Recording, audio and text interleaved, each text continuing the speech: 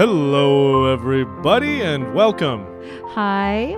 Well, I was going to introduce you, but jump on in there, Megan. So, I will. welcome everyone to Sunday School Bonanza. We are bringing it back to celebrate 2012.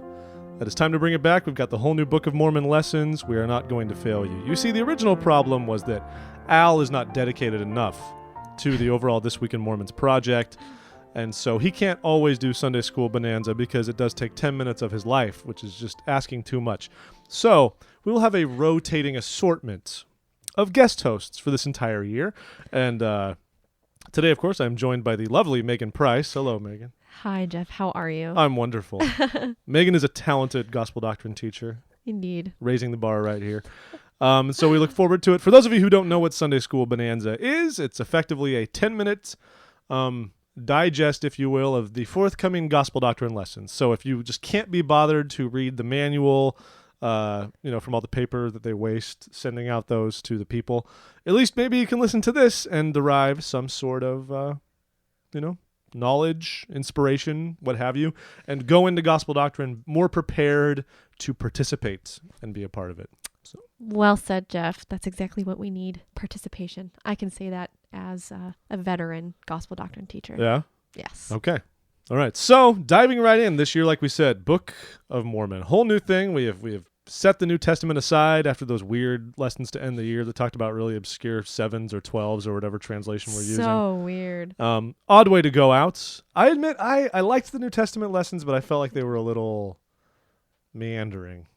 I don't know how you Maybe felt. Towards the end. I think it's hard with Revelations. Because I taught Old Testament 2 years ago, and I loved it. I felt like it had a very direct purpose per lesson. So we'll see how we do with the Book of Mormon. This week's lesson is pretty straightforward because it's kind of the introductory. Get excited, everyone. We're doing the Book of Mormon. And, of course, the lesson is called The Keystone of Our Religion. Keystone. Big deal. Yes, of course. What is the Keystone? Let's talk about the classic attention activity. Megan, what's the arch? Tell us about the arch. Well, basically, you've got an arch. Yeah. And as we all know, an arch is a structure that derives its support from the shape of the stones. This is good. You don't per se need mortar. And the reason is that at the very top, you've got a special stone that balances everything out, keeps everything standing. Mm-hmm. The keystone, if you will. So the keystone is just load-bearing, basically. Yes. And keeps it all together. Many of you have heard this metaphor before. It's not exactly something lost on the church. But it says right there, like President Benson said, just as the arch crumbles if the keystone is removed, so does all the church stand or fall with the truthfulness of the Book of Mormon. So I guess this is a tall order this year. And if you have been on the fence about the Book of Mormon or don't have a testimony You got to get off. You got to get off that fence. Get off the fence. One way or the other. So I think that's a great thing to look forward to, though. So President Benson also said, there are 3 ways in which the Book of Mormon is the keystone of our religion. It is the keystone in our witness of Christ. It is the keystone of our doctrine, and it is the keystone of our testimony. So let's break it down real quick here in section 1. He talks about how it is a witness of Christ. And then class members, of course, can turn to the title page. I'm reading a little bit too much verbatim right now. But who wrote the title page? Who knows? Class? Megan, do you know who wrote the title page of the Book of Mormon? Joseph Smith. Wrong. Really? Yeah. Who wrote it? Moroni. Oh, yes. Title page was written by the prophet Moroni, and he talks about the purposes of the Book of Mormon in the second paragraph, those 3 purposes, but to show the remnant of the house of Israel the great things the Lord has done for their fathers, to teach the covenants required by the Lord, and to convince all people that Jesus is the Christ. Then Joseph Smith wrote the introduction. There you go. So okay. It's easy to get confused. It's easy to get confused.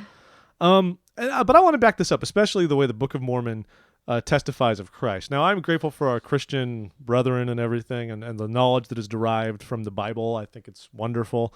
But at the same time, I fully understand the confusion surrounding Christianity when viewed through the microscope of just the Bible with its many translations and all the things along those lines. I think the Book of Mormon is great in that sense because it does clarify. And I don't think it's just a convenience that it does so, that it's like Joseph Smith woke up and said, there's a few questions. Yeah, what's lacking in the Bible? I'm just going to write a book that fills in the blanks. It's not as much that. It supports the Bible And well, a lot of the same doctrines that are taught in the Bible are taught again in the Book of Mormon. It's not just filling in the gaps. It's repeating a lot of the most important things as well. So yeah, exactly. So then moving on to doctrine, of course, I'm going to read another President Benson quote. He said, "The Lord himself has stated that the Book of Mormon contains the fullness of the gospel of Jesus Christ." This is important. Now, that does not mean it contains every teaching, every doctrine ever revealed. Rather, it means that in the Book of Mormon, we will find the fullness of those doctrines required for our salvation.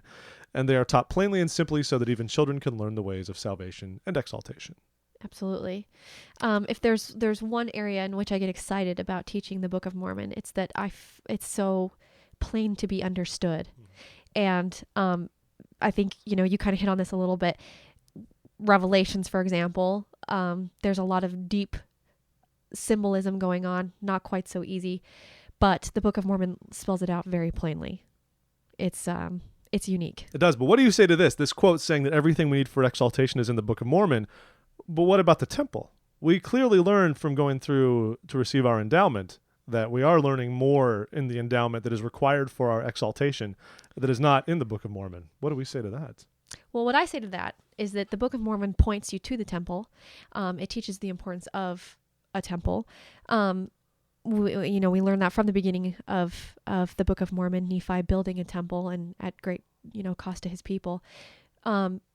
It's again, as President Benson said, the things that are taught in the temple are not revealed in the Book of Mormon, but that's not the point. It lays out the path that we take for salvation, and the details that occur along that path we can find in other places, including the Old Testament, but more importantly within the temple itself. And the itself. Pearl of Great Price as well, of course. Well, that's cool. You have all the answers, Meagan. Good for you.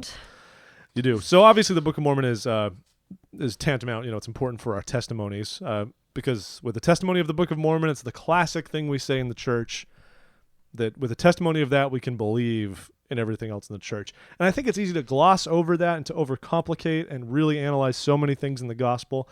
But to think of the gravity of that statement, if the Book of Mormon is indeed true, just take a step back and think about what that really does mean. And I get that you could even argue that, well, what about modern day leadership in the church? Who's to say that they were inspired? They didn't take part in the translation of it.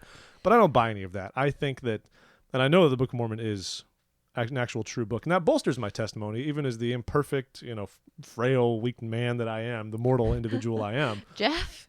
Weak? Frail? I don't think so. Very frail. I'm a little sick right now, so I am frail. So anyway, let's move on to section 2 and 3 briefly. Okay, 2. Many witnesses have testified of the Book of Mormon. So as the lesson points out, Joseph Smith himself recorded his testimony. Again, referring back to the introductory page, Joseph Smith himself is the one who called the Book of Mormon, that book, the most correct book of any, which is, as you said, a tall order. But with that in mind, then we come to understand that if the Book of Mormon is correct, then the church as a whole stands, which is, not the only, but certainly an important reason for having a knowledge of the truthfulness of the Book of Mormon. For sure. So, the lesson references the witnesses to the Book of Mormon, specifically those who saw the gold plates. We know that there were we had the 3 witnesses who saw the angel, and then we had the 8 witnesses who saw the golden plates themselves. And ask the question, how do you think having additional witnesses helped the prophet Joseph Smith? Clearly, it's not because their testimony was important, but it was not to satisfy somebody's curiosity. And I think anybody who didn't believe Joseph Smith could have just as easily have not believed those who also had the testimony of the plates. But I think what that did is it allowed people who did testify, that this is a pattern. This is the pattern that is in itself in the Book of Mormon and throughout the scriptures, that there's not just one person who knows the truthfulness of the Book of Mormon. And hey, this year, everybody has an opportunity to see the plates, so to speak. So I think that's kind of what this is pointing at. Yeah, and I when I think about the three witnesses or the other witnesses, I think that's, like you said, it's perfect. That's the way the Lord communicates stuff to us. And also, even from a more logical standpoint, at some point you have to ask yourself, could this be some wacky conspiracy of even disaffected members of the church at this point who still testify that they saw what they saw? I mean, that part's beyond me. I mean, you have men like Oliver Cowdery who left the church for some time, and had all of those experiences in the Kirtland Temple and with Joseph Smith. He was the number 2 for a huge stretch. He never denied any of that. No. And I think that's why witnesses are so important. Yeah. Yeah. There's something to be learned from that principle. So the Book of Mormon was written for our day. That is certainly, when somebody first reads the Book of Mormon, first compares it with the Bible, which they might be used to, I think it becomes readily apparent that the Book of Mormon has a different tone. The language is a little bit different. And certainly, there are cycles that occur throughout the Book of Mormon that I think are intended for our day for very specific reasons. The power of God shall be denied. We see that, first of all, with the Book of Mormon itself, with the testimony of Joseph Smith himself, that God does not reveal things on the earth anymore. I mean, this is all over the Book of Mormon, very important for our day. There shall be great pollutions upon the face of the earth. Here we're getting towards the end here. This is all Mormon 8, right? The Mormon. Where we're finding all this, right? Oh, yeah. Sorry, yeah. Mormon chapter 8, this is 26 through 41. Yeah, sorry. I'm pulling right out of, we've got A through E here in the manual. People will lift themselves up in the pride of their hearts. People will love money more than they love the poor and the needy. People will be ashamed to take upon themselves the name of Christ. So, these things happened in the New Testament. Christ speaks to these things in the Beatitudes, but this is sort of the theme for the last days. And Christ makes that clear in the New Testament, but this is expanded upon much more in depth in the Book of Mormon. Absolutely. And so that's, effectively the gist of it. Yeah, I can agree with that. The Book of Mormon is written for our day. Absolutely. I mean, you find so many nuggets of information in there. And the last section real quickly is just the Book of Mormon can bring us nearer to God. It almost is the conclusion, but it's not. But in the conclusion, President Benson says, once again, the moment you begin a serious study of the Book of Mormon, you will find greater power to resist temptation. Many of us have heard that before. You will find the power to avoid deception. You will find the power to stay on the straight and narrow path. When you begin to hunger and thirst after those words, you will find life in greater and greater abundance. I think that's awesome. We've heard the whole resist temptation, but I like also the power to avoid deception. I think we look over that sometimes. Yeah, that's not always voluntary. No. And but I know that's of all the prophecies and the statements issued by the brethren, that's one of those ones that I've seen is so true in my life. When I've been diligent about reading the Book of Mormon, I have such greater clarity and direction in everything I'm doing. You do. You see the traps that are out there, Yeah, and you have a greater power to resist it. Yeah, it's so true.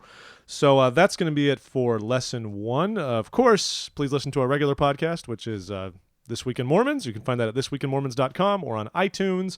You can find this Sunday School Bonanza and last year's New Testament on iTunes, as well as our website. And please send us an email, contact@thisweekinmormons.com, or Facebook, of course, facebook.com/thisweekinmormons, and @TheRealTwim on Twitter. We're excited to have another year of Sunday School Bonanza. Thanks for having me, Jeff. Meagan, lovely to have you here. Thank you kindly. So much. So we hope you have a great Gospel Doctrine, and Happy New Year, everybody. Happy New Year. This has been Sunday School Bonanza, brought to you by This Week in Mormons.